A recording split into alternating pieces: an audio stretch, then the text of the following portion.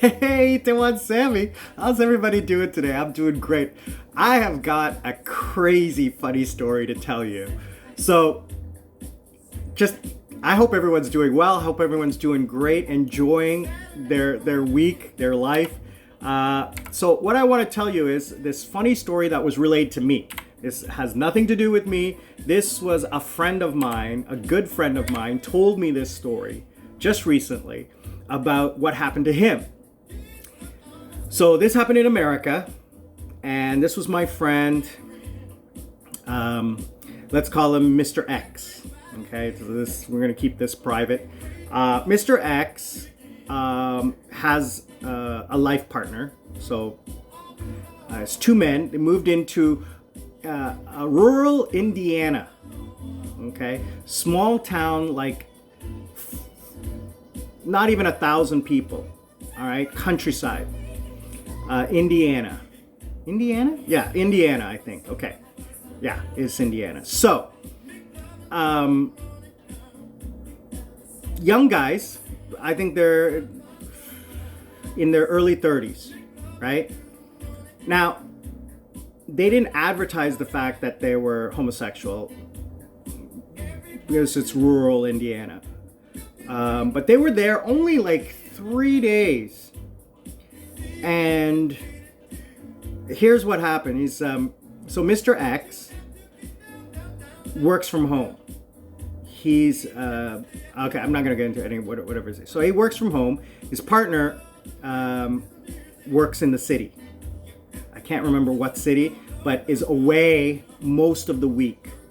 Comes home for like 3 or 4 days, but is away most of the week. 2 or 3 days away. So. Now, if anybody has lived in the countryside, they know that neighbors, they see everything.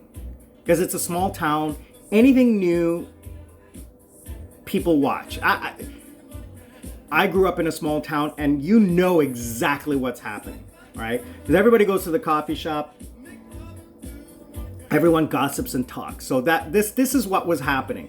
So, first of all, the moving truck comes in, and it's got out-of-state plates because they were moving from Illinois, from Chicago to Indiana. Yeah. So the moving truck is from out-of-state, so that already sets off alarm bells to these people, to the local residents. And two big trucks, right? Because they were living in a very big house because it's cheap out there. So, here's where the story gets interesting is that, well, let me just come out and say it. The neighborhood residents thought that these two were FBI agents.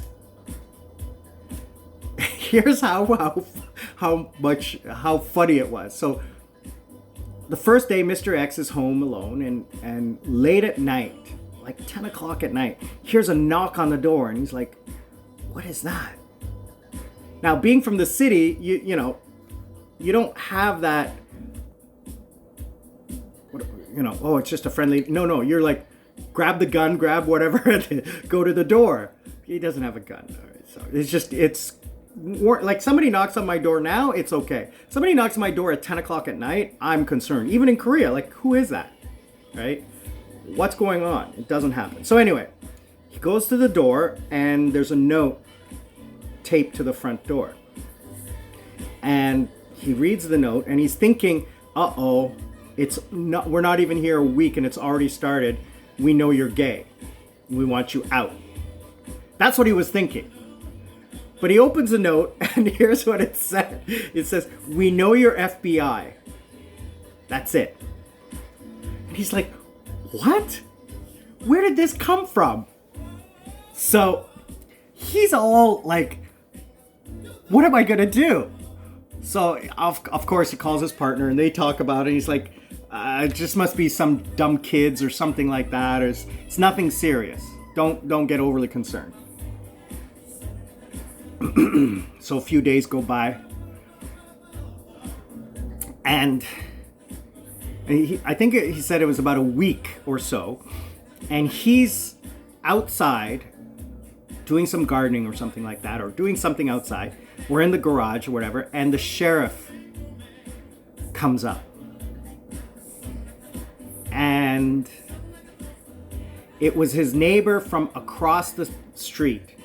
They're not in a subdivision per se. They're in like farmland. But there is a house across the street and another house. So in his one area, he can see like 4 houses. But they're huge properties, right? So the one across, and then he said there was one to the right and one further down, further down. Otherwise, there was nothing for miles, nothing but fields, right? They didn't own the fields behind their house. The fields behind their house belonged to a farm, right?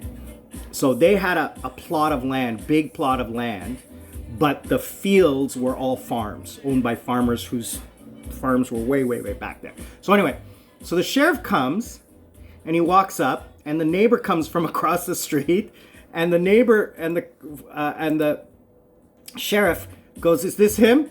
And the neighbor goes, "Yeah, that's him." And the sheriff and the Mr. X goes, "Is there any problem?" He says, "Are you with the FBI?" And he says, "No, Sheriff, I'm not with the FBI." And the sheriff goes, "That's what someone with the FBI would say." And he's just like, "I don't know what to tell you. If I was with the FBI, wouldn't I tell the local law enforcement?" He says, "That's not what the FBI would do." And then they leave and they go start talking across the way. So he's just like, Mr. X is just like, what am I supposed to do with this? So anyways, time goes by, nothing happens, right? They're living their lives, going into town, doing their shopping, whatever. It must have been a month later, and there's a note on his car, and he's like, "What is this?" And he takes the note and he opens it. First of all, the writing is like written like a 5-year-old, he said. The printing was just horrendous, and the spelling mistakes. Now that's not saying about anything about the people who live in that area. He's just making a comment, okay? And the letter, it was a nice letter, and it was like, "Dear Mr. FBI, please don't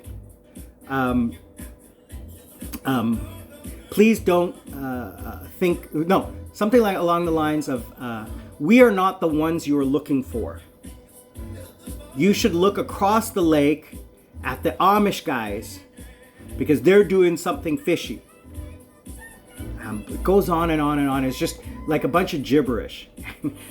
He's like, "I don't know what to do with this."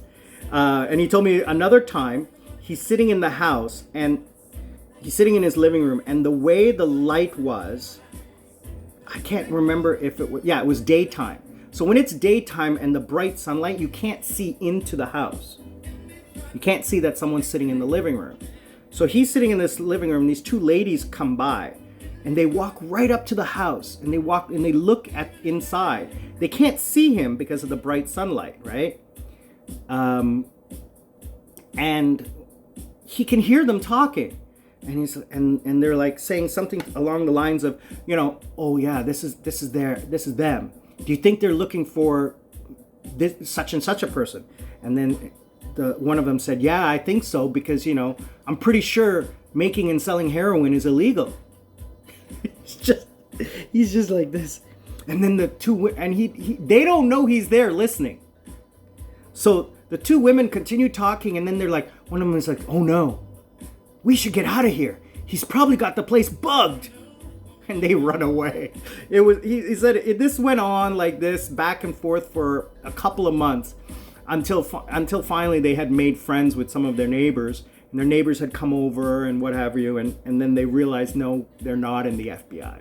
But this is like just the funniest story. When I heard this happened just this past summer. Like, I'm gonna say, when was it? When did he move? May or June, right? And I think the reason why is because he looked like military but older.